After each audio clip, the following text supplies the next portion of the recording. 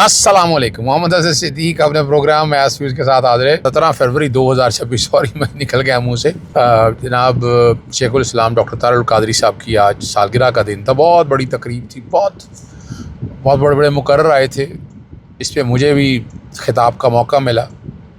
ज़रा कोशिश करूँगा कि थोड़ी बहुत चीज़ें मैं आपके साथ शेयर कर सकूँ। लेकिन सुप्रीम कोर्ट में जो सुप्रीडेंट जेल ने आज रिपोर्ट दाखिल कराई, यही रिपोर्टें अगर पहले ले आता अडियाला जेल का, तो अब है कुछ नहीं उसके पास। अब सिर्फ बयानियाँ बनाने के लिए ये रिपोर्ट पब्लिक की है ताकि डिस्कशन हो सके। क्या डिस्कशन होनी है, कोई डिस्कशन की बातें नहीं है। सुहेल अफरीदी को नाअहल करने के लिए बड़ी कोशिशें चल रही हैं। अब तो किरदार सामने आ गया, अलीमीन गंडापुर का किरदार, दोहरा रूप या कह दें, जो भी है वो चीज़ें सारी सामने आ चुकी हुई हैं। इमरान खान साहब की रिहाई के लिए साबिक क्रिकेटर भी जो है ना वो मैदान में आ गए हुए हैं जी, क्या कहना चाहते हैं। और सुहेल अफरीदी के लिए एक और मसला भी है। Peshawar high court in action आ गया, क्या कहा ज़रा उस पर भी गुफ्तगू करते हैं। आज काफ़ी वक्त रहा गुज़रा, प्रोग्राम लेट भी इसलिए हुआ कि शेखुल इस्लाम डॉक्टर तारुल कादरी साहब के यहाँ मुद्दू था, मेहमान के तौर पर वहाँ गुफ्तगू करनी थी अहदसास शख्सियत के हवाले से। बहुत से लोगों को बहुत सी बातों पे बात होती है, लेकिन मैं चूँकि मेरा ताल्लुक़ उनसे उस वक्त से है जब मैं मैट्रिक में था, 84-83 की बात है, और मैं उस वक्त से डॉक्टर तारुल कादरी को देखता हूँ। बहुत से लोगों को बहुत से एतराज़ात होंगे, लेकिन मैंने उनमें खामी नहीं पाई, मैंने बेहतरीन इंसान पाया। और मैं उनसे कई मामलात में इम्प्रेस भी हूँ, उनके नॉलेज के ऊपर भी, उनकी खिदमात के ऊपर भी। बड़ी लंबी चौड़ी तकरीर तो नहीं, लेकिन बहुत सी मुख्तसर तकरीर के अंदर मैंने बताया कि ये तारीख़ लिखी जा रही है कि इस अहद के अंदर कौन सा शख्स ने क्या किरदार अदा किया। उनकी शख्सियत पे बोलना चाहे तो बहुत कुछ बोल सकते हैं, लेकिन मैं सिर्फ इतना ही कहना चाहता हूँ कि जैसे शख्सियत फ़ी ज़माना जो है, अब कम लोग हैं यहाँ, याद रखना है हमें, हम समझ सकें चीज़ों को तो आसानी रह जाएगी। अच्छा, दूसरी बात जो आपको सुप्रीम कोर्ट में जो इमरान खान साहब के हवाले से जो रिपोर्ट दाखिल की गई अडियाला जेल के सुप्रीडेंट ने, वो जेल में दी जाने वाली सहूलियात के बारे में यानी बड़ी बातें हो रही हैं। और यार कोई खुदारा यार ये अब स्टेज के ऊपर क्यों की गई है, ये ज़रा समझना है आपको कि इसका मकसद क्या है यहाँ पर लाने का। और वो 7 सेल्स पर मुश्तमिल जो है ना, बड़ा बता रहे हैं जी, एक अलग कंपाउंड में रखा गया है। और भाई वो कंपाउंड है, सेल है 6x6 का, जिसमें इमरान खान साहब को सोना है। थोड़ी देर के लिए निकल गया, यानी वो सात जो सेल्स है उसका मैंने अचार डालना है। ना मेरे किसी कंसर्न, ना मेरा अपना ताल्लुक़ इस हवाले से, सिर्फ इतना है कि बाहर फिरने के लिए अपना कंपाउंड दस्तयाब है। और दूसरी तरफ नवाज शरीफ का अगर वो तारीख़ी आपको याद हो, कमरे कैसे, बाथरूम कैसे बने, ये देखो ये VIP है ना। और वहाँ जिस किसी ने भी बना के दिए तो उस वक्त तो लोग थे ना तो ये सारे इन चीज़ों को देखते। और वो जो कहना चाह रहे हैं कि 57 फुट लंबी और 14 फुट चौड़ी राहदारी है, 14 फुट बड़ा एहसान किया, 14 फुट और 57 फुट राहदारी, क्या चहलकदमी करनी है, बड़ा एहसान है। एक आदमी ने खुली फ़िज़ा में फिरना है, जहाँ मर्जी फिरना है, आप उसे मुक़य्यद करके कहें कि जनाब इतने से कंपाउंड के अंदर बड़ी बड़ी बातें कर रहे हैं जी। और वर्जिश के लिए कह रहे हैं जी साइकिल मौजूद है, दीगर जैसे जिम का सामान मौजूद है, नाश्ते में खजूर, अखरोट, शहद, काफ़ी, दलिया, लस्सी, गर्म दूध और चिया सीड दिए जाते हैं। चिया सीड तो वैसे मैं भी खाता हूँ, लेकिन ये कोई आसान की बात नहीं है, ठीक है ना जी। जबकि मौसमी और अनार का जूस भी फराहम किया जाता है। दोपहर के खाने में वो बता रहे हैं जी देसी मुर्ग है, मटन है, मिक्स है, दाल है, अंडा फ्राई है, सलाद, ये बहुत सी बातें आपको सुन रही। शाम के वक्त बादाम, किशमिश, यानी ये इस तरह की बातें बहुत सी अब आती है जी। सुबह से शाम तक कुदरती रोशनी और ताज़ा हवा तक रसाई हासिल है, महफूज माहौल की बातें कर रहे हैं, आला दर्जे की सहूलियात की बातें कर रहे हैं। लेकिन अगर ये सारा कुछ ठीक है तो इमरान खान को वो क्लॉट कैसे हो गया, उनकी आँख जो मुतासर हुई है उसकी वजह क्या है। यानी इस अडियाला जेल ने यह बचाया ना, आप इमरान खान को घर नहीं था, यानी इतने सालों से, ये तकरीबन 3 सालों के करीब हो गया है। इन 3 सालों में इमरान खान तो ये जेल में रहा है ना जी। और अडियाला जेल के लोग जिम्मेवार हैं इस बात के, उन्हें जवाब देना इस बात को सामने रखते हुए, जवाबदेही उनकी है। अब वो जवाब ना देना चाहें तो वो एक अलग बात है, लेकिन इस पे अब एक कमीशन बनना चाहिए, चीज़ें सारी सामने आनी चाहिए, एक एक चीज़ रिकॉर्ड पे आनी चाहिए कि क्या हो रहा है, कैसे हो रहा है, और आप लोगों को बड़ी आसानी से चीज़ें समझ आ जाएंगी। एक बड़ी ज़बरदस्त बात है जो समझने वाली बात है, अगर आप समझना चाहें उस बात को सामने रखते हुए। सेशन अदालत ने इक़दाम कत्ल 9 मई, जाली रसीदों, दीगर 5 मुकदमात में इमरान खान की है, इमरान खान की गिरफ्तारी से रोक दिया 8 फरवरी तक मुतलका मुकदमात में। और ये इमरान खान साहब के हवाले से जो बात हो रही है, ये इस कॉन्टेक्स्ट के हवाले से।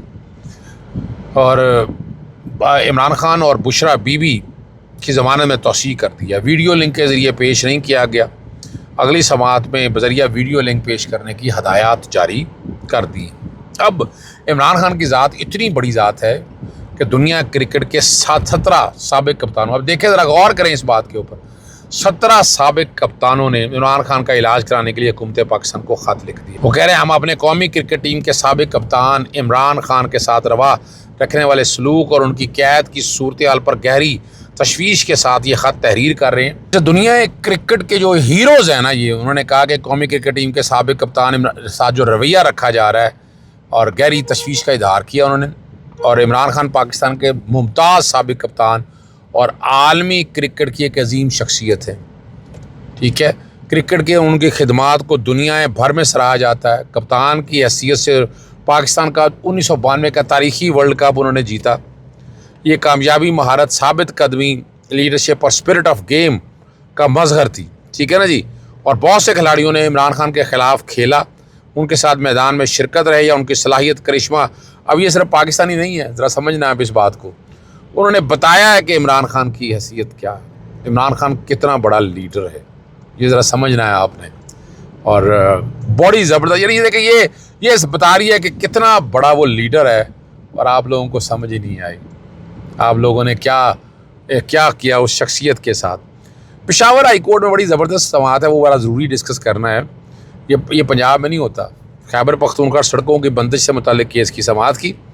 IG पुलिस और चीफ सेक्रेटरी को हिदायत की या सड़कें खोली जाएँ और वाज़ेह किया कि अवाम की आमदोरफ्त और रुकावट किसी सूरत काबिल कबूल नहीं है, फौरी इक़दामात किए जाएँ। जस्टिस एजाज़ अनवर के सामने सड़कें बंद हैं तो यह गैर कानून की खिलाफ वर्जी, इस पर IG पुलिस ने मौक़िफ़ इख्तियार किया। मामला मोटरवे की हदूद में आता है और जब तक मुतल्लिक़ा हुकाम की जानिब से बाकायदा रेफरेंस मौसूल ना हो FIR दर्ज नहीं की जा सकती। जस्टिस एजाज़ अनवर ने रिमार्क देते हुए कहा कि सड़कों की बंदिश के बाद पेशावर से लोग बाहर नहीं जा पा रहे और दीगर लोगों से अदालत जगहों से वकला भी नहीं आ पा रहे। और हर सूरत उन्होंने कहा कि यकीनी बनाया जाए कि मोटरवे बंद ना हो और आमदोरफ्त बहाल रखी जाए। जस्टिस एजाज़ अनवर ने ज़ाती मिसाल देते हुए कहा कि उनके बच्चे भी सड़कों की बंदिश के बायस जो है वापस लौट आए। वहाँ के IG ने KPK ने यकीन दहानी कराई कि आज ही सड़कें को अपना खोल दी जाएंगी और इस पर अमल दरामद की जो रिपोर्ट है वो तलब कर ली गई है जी। ठीक है जी। और अब आखिरी बात की तरफ चलते हैं। इलेक्शन कमीशन ऑफ पाकिस्तान का बड़ा ज़बरदस्त केस है सुहेल अफरीदी के बारे में। यार अंदाज़ा लगाएं यार ये क्या हाल रह गया, कितने मगर बड़े वकील कर रहे हैं और क्या कुछ करना है यहाँ। और जहाँ जो है ना जी इंतखाबी अमले को मुबीना तौर पर धमकाने के केस के कॉन्टेक्स्ट के हवाले से जो है वो बात की है उन्होंने। और कहा है कि जो है ना जी जहाँ अपना दरख्वास्त गुजार जो वकील हायर किया है ना, अब उसकी फ़ीस, अच्छा चले फ़ीस को छोड़ दें कि सुहेल अफरीदी ने अपने खिताब में अन्य 18 का वाज़ेह हवाला देते हुए इंतखाबी अमले को धमकाया जो ज़ाब्ता खिलाफ के खुले भराला के वहाँ किया नहीं उन्होंने। इसके मुताबिक अगर इस मामले पर कार्रवाई ना की तो ये गलत मिसाल कायम करेगा। और उन्होंने ये भी कहा कि इलेक्शन एक्ट के तहत किसी भी किस्म के तशद्दुद या गैर कानूनी इक़दाम पर कानूनी कार्रवाई लाजिम है। और सुहेल अफरीदी को कानून के मुताबिक वो बता रहे हैं जी 2 साल की सज़ा और कैद और जुर्माने की सज़ा हो सकती है। अगर सज़ा सुनाएगी तो वज़ारत आला के मनसब से भी नाअहल करार दिए जाएंगे। और निशानदेही की कि ज़ाब्ता अखलाक तमाम सियासी जमातों को की मुशावरत से तरतीब दिया गया। आइन के आर्टिकल 218, 3, 233 और 234 को अमल दरामद के वसी तर इख्तियारात फराहम करते हैं। इलेक्शन कमीशन के वकील भी आ गए वहाँ, कमाल की बात है। उन्होंने खुर्रम जज़ार ने दलाइल देते हुए कहा कि ज़िमनी इंतखाबात के दौरान ज़िले इंतज़ामिया और मुतल्लिक़ा अफसरान इलेक्शन कमीशन के मातहत होते हैं, लिहाजा इंतखाबी अमले को धमकाना जो है दरअसल कमीशन को धमकाने के मुतरादिफ है। और मौक़िफ़ के अदालती फ़ैसलों की रोशनी में इंतखाबी अमला जो है ना वो जो बात कहना चाह रहे हैं कि तहफ़्फ़ुज़ कमीशन की ज़िम्मेदारी है। अब ये बात कही और इस बुनियाद पर सुहेल अफरीदी के ख़िलाफ़ बदनवानी तर्ज के तहत अमल के तहत कार्रवाई की जा सकती है। और कमीशन चाहे तो वज़ीर आला की रुकनीत फ़ौरी तौर पर मुअत्तल कर सकता है और ख़िलाफ़ फ़ैसला से आने की सूरत में नाअहली भी हो सकती है। और अपने दलाइल मुकम्मल कर लिए सुहेल अफरीदी की तरफ से भी, और इस पर फ़ैसला महफूज हो गया है। अब आप समझ सकते हैं कि हम कहाँ खड़े हैं। यानी आपको समझना क्या है, आप समझें इन चीज़ों को। अगर आप समझ सके तो आपको अंदाज़ा हो सकता है कि इसका मकसद क्या है। मकसद बड़ा वाज़ेह है। इजाज़त चाहता हूँ। अस्सलाम वालेकुम। अल्लाह हाफ़िज़। पाकिस्तान ज़िंदाबाद।